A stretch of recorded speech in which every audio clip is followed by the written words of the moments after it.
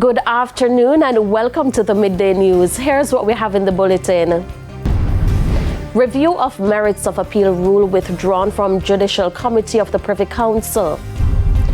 Principal criticizes Overseas Examination Commission in decision making. And later in sports, Elaine Thompson hero headlines Jamaican said to compete at Diamond League meet tomorrow. Thank you for joining us. I'm Shamela Pullen. Here are the details. Principal of the St. Elizabeth Technical High School is criticizing the Overseas Examination Commission over what he deems is its non-consultative approach when making decisions which could have an impact on schools. Keith Wellington was speaking on TVJ Smile Jamaica Friday. Just this week, the OEC was forced to issue a statement following the cancellation of some CSEC and CAPE subjects. In explaining its position, OEC says a decision had not been taken. But principal of the St. Elizabeth Technical High School, Keith Wellington, says he's not surprised. We understand that when you're building out something, you have to start small. In quite a few of these cases, there are new subjects that would have just come onto the syllabus.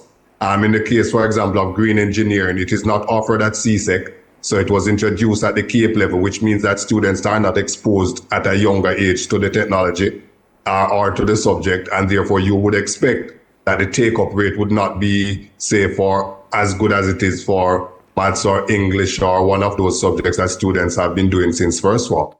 Mr. Wellington says he has noted this trend by the OEC since the mid-2000s. CXC had two syllabuses for information technology.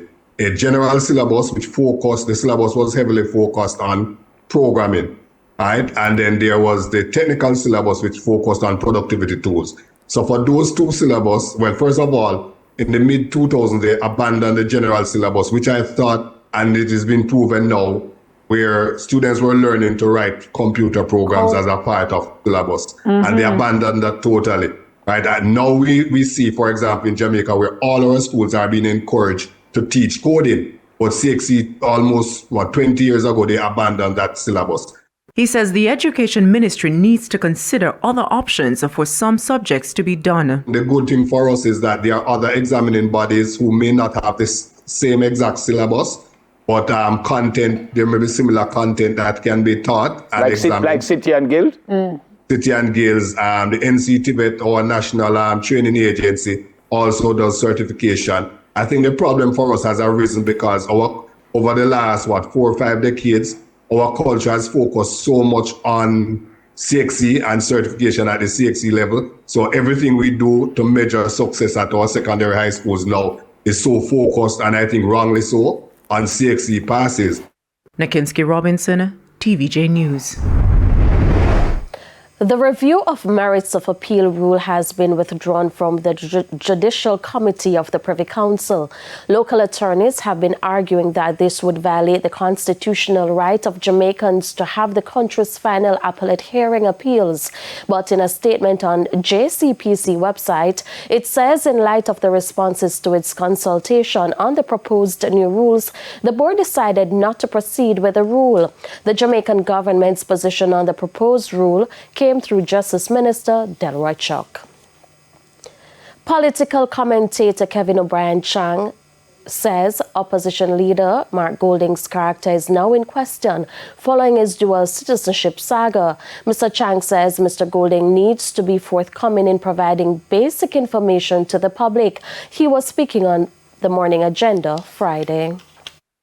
You're an opposition leader and you're asked simple questions and we can't get the facts. When did you get a Jamaican passport? When did you get a British one, give it up, all that? These are simple questions, And if I'm asking you as a potential prime minister in waiting, you can't give me a simple history of what, when you got your Jamaican passport, the British passport. It's crazy. Simple facts like these I'm asking as a citizen or media, and you can't give us. Well, what about other things? Are you going to tell us the truth about other things? Mr. Chang says when it comes to certain decisions regarding whether persons can be appointed to Parliament, a referendum is needed and the Jamaican people must have the final say. The fact is that We have a crazy law in Jamaica. The fact that an American citizen has to renounce their citizenship to be a MP, but a citizen of any Commonwealth country doesn't. So somebody from Mozambique, Rwanda, the Solomon Islands, Tuvalu, Malaysia, they can all sit in, run for parliament in Jamaica and become potential prime ministers. How many Jamaicans live in those countries? But the country with our biggest diaspora, the United States, they can't. At least one taxi association in Manchester is expressing support for the proposed recertification of taxi operators before their road licenses are renewed. The government says the initiative is aimed at reducing road crashes. President of the Central Manchester Taxi Association, Shirley Johnson, says the association is fully behind the idea. I am asking my members, I spoke to some of them and they agree with it because, as I said, a lot of the drivers out there, they only hear about the Road Traffic Act. They do not know about it. And some of them, you just put them in a car because automatic car, anybody can drive it. So they just drive without most of them don't have the driving experience out there. So with the recertification, I think we'll have a better the accidents on the road will reduce. Mr. Johnson went further. I think this should go for all the motorists, not taximen alone, because as far as we know, taxi have the less accidents out there. But most of the terrible accidents is happened by private vehicle. So I don't think it should go for taximen alone. It should go for island-wide, for everybody. Especially those drivers who have driver's license for 10 years and younger. I think that would be a very good idea for everybody on the road. A man was shot and killed in Boundbrook, Portland, Thursday evening. He has been identified as 58-year-old Bertie Broomley of Garth Road in the parish. According to reports, at about 6 p.m., he was standing near a shop when a grey motorcar drove up with men inside, firing several shots. The man was shot and succumbed to his injuries. The motor vehicle sped off. At least 6 persons have now been murdered in Portland since the start of the year. After mounting concerns from the opposition, St. Anne is one step closer to getting a new municipal building. Local Government Minister Desmond McKenzie announced on Monday that the process has begun. It's time for a break. Stay with us. More stories when we return.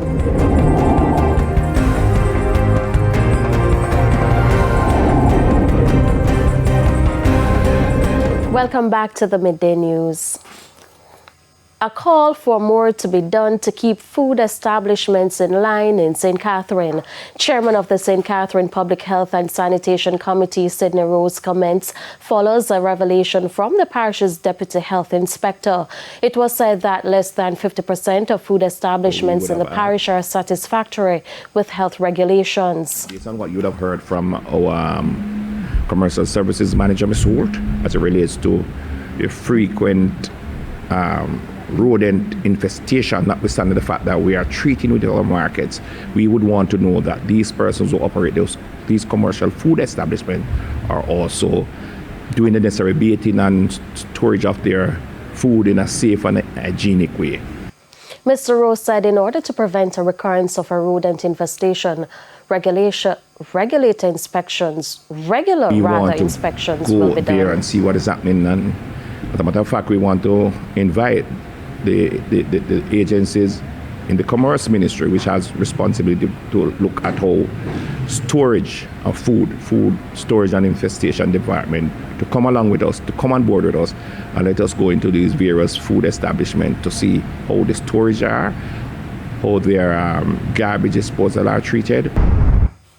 The Area 2 Jamaica Fire Brigade is reporting that the recent rainfall has helped significantly with controlling bushfires. Speaking at the recent St. Mary Municipal Corporation's monthly meeting, Fire Chief Halim Linton revealed that for the month of April, the department received a notable increase in the number of fire calls to the department. The division would have responded to 50 bushfire calls for the period compared to 40 for the corresponding period 2023. This is basically an increase of 25%.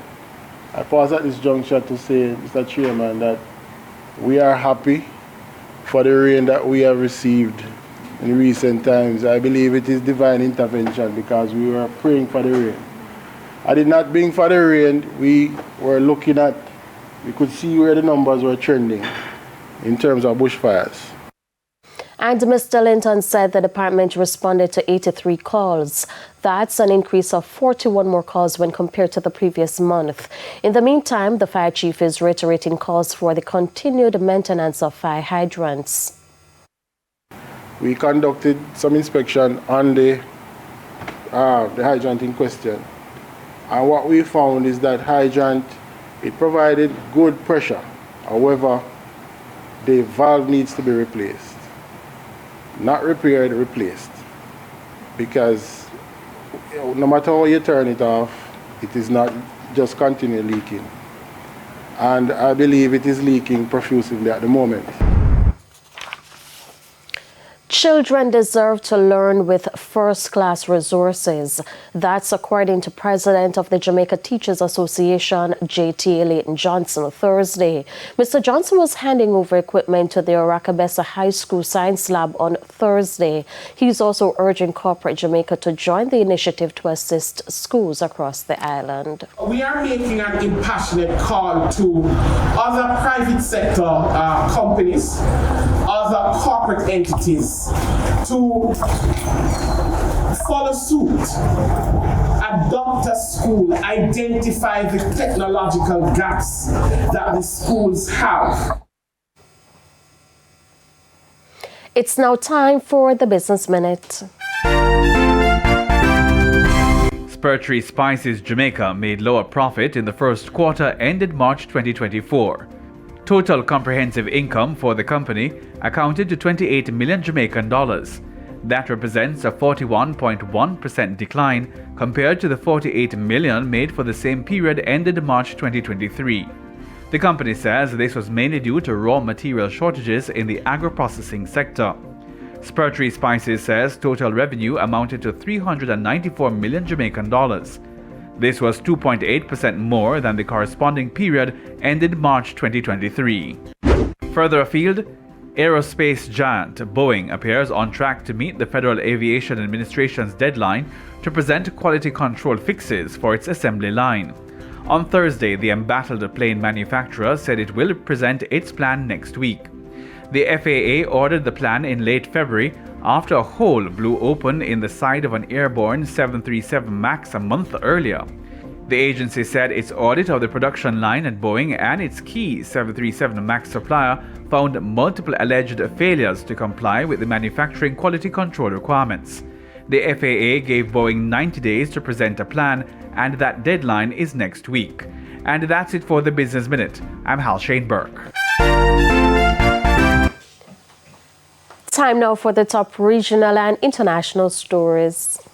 In the region, the Barbados-based Caribbean Institute of Meteorology and Hydrology CIMH says it's working to improve forecasting of Saharan dust intrusion, which impacts weather and health. The CIMH is also predicting a hyperactive 2024 Atlantic hurricane season that could result in up to 29 named storms, 13 of which are likely to become hurricanes.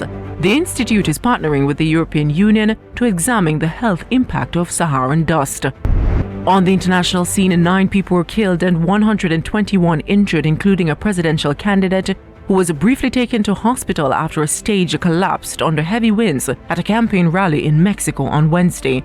Governor Samuel Garcia Sepulveda offered to cover funeral and hospital costs, adding that some of the injured are stable while others are undergoing surgery. Governor Alvarez Maínez suspended campaign activities but said he would remain to monitor the situation.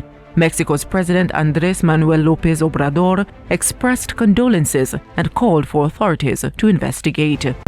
And China's People's Liberation Army PLA has conducted large-scale military drills around Taiwan, aiming to test its power over the island.